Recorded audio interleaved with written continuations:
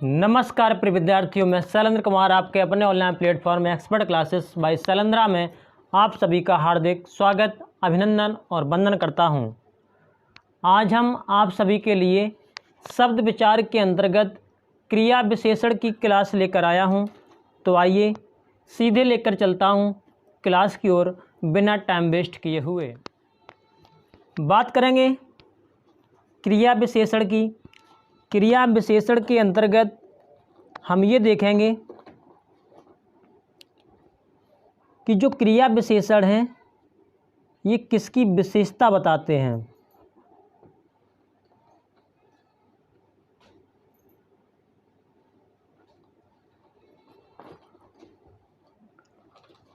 और इनके कितने प्रकार होते हैं।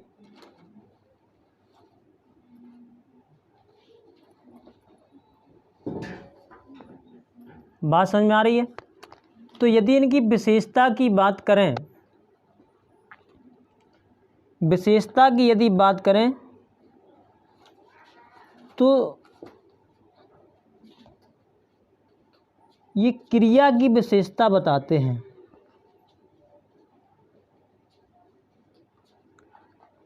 क्रिया की विशेषता बताते हैं। प्रकार की बात करें तो इनके प्रकार हैं 4।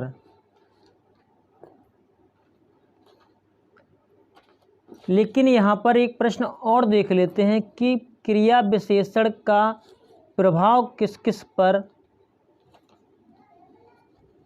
पड़ता है और किस किस पर प्रभाव नहीं पड़ता है।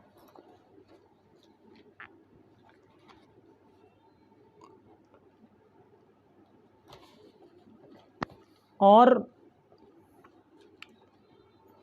इनका रूपांतर किसके आधार पर किया गया है। यदि प्रभाव की बात करें तो इस पर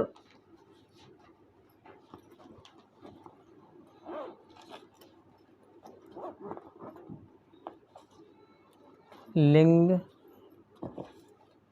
वचन और कारक,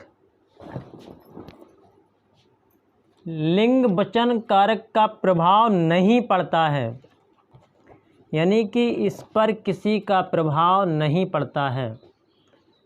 और रूपांतर की बात करें तो रूपांतर के आधार पर इनको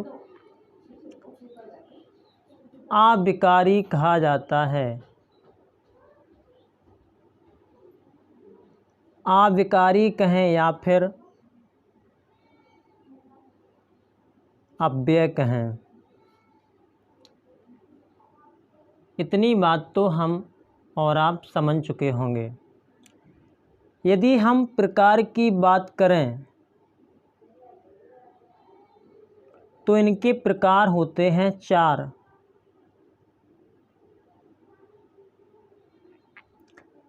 आइए कौन कौन से होते हैं।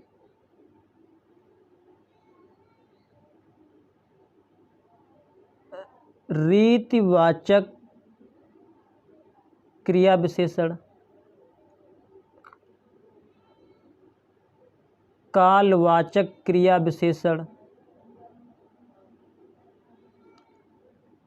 स्थानवाचक क्रिया, स्थानवाचक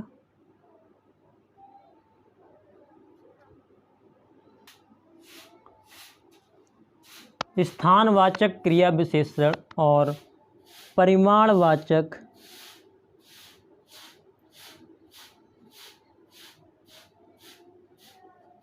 क्रिया विशेषण। तो जो ये प्रकार हैं, यदि प्रश्न यहाँ बनता है कि जो रीतिवाचक, कालवाचक, स्थानवाचक और परिमाणवाचक जो ये प्रकार हैं, तो ये प्रकार किसके आधार पर हैं। यदि इस आधार की बात करें, बात समझ में आ रही है, तो ये चारों के चारों अर्थ के आधार पर, किसके आधार पर, अर्थ के आधार पर, अर्थ के आधार पर क्रिया विशेषण 4 प्रकार के होते हैं।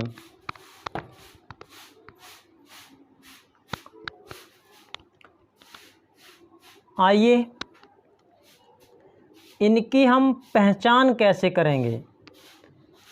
इनकी हम पहचान कैसे करेंगे कि ये रीतिवाचक विशेषण है, ये कालवाचक विशेषण है, ये स्थानवाचक विशेषण है। इनकी हम पहचान कैसे करेंगे।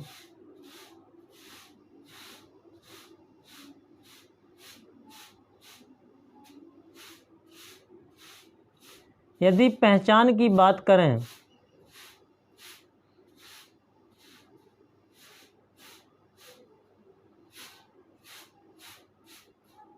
यदि हम पहचान की बात करें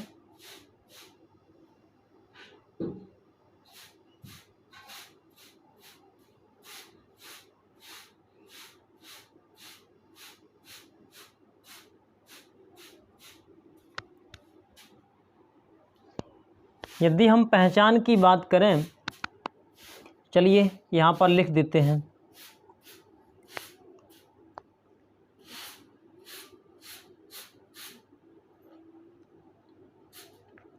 देखिए, यदि हम रीतिवाचक क्रिया विशेषण की बात करें, चलो यहाँ पर हेडिंग बना लेते हैं, रीतिवाचक क्रिया विशेषण।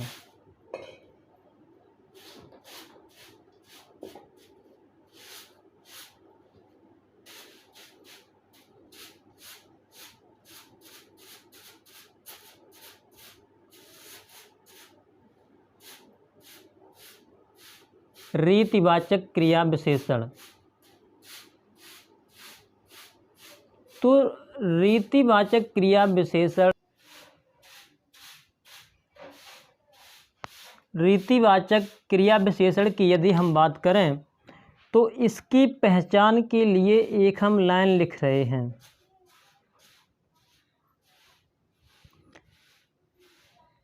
हमें प्रश्न करने पर, हम कोई भी प्रश्न करेंगे तो हमें उसमें प्रश्न करने पर यदि कैसे का उत्तर मिलता है, कैसे किसका, पहचान यही हम कर सकते हैं कि यदि हमारा कोई प्रश्न लिखा है, जैसे हम यहाँ पर लिख दें कि वह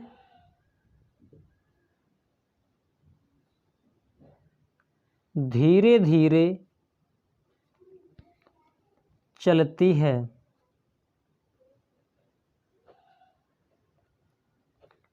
वह धीरे धीरे चलती है। अब देखिए, हम प्रश्न कर रहे हैं, पहचान निकाल रहे हैं।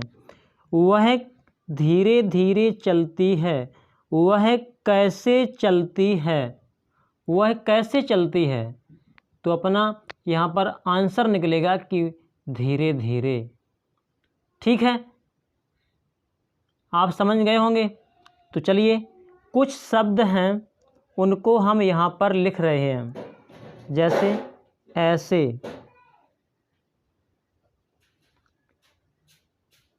वैसे, अचानक, धीरे धीरे,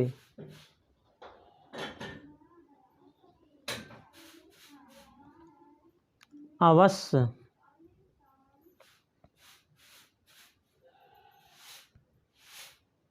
अचानक,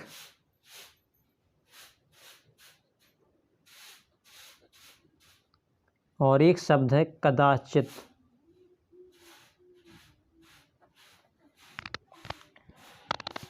तो यहाँ पर हमने कुछ ऐसे शब्द लिखे हैं जो रीतिवाचक क्रिया विशेषण के अंतर्गत आते हैं।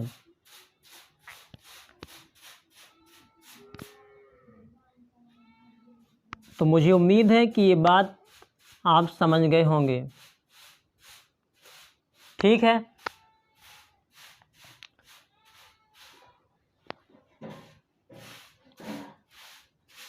आगे बात करेंगे कालवाचक क्रिया विशेषण।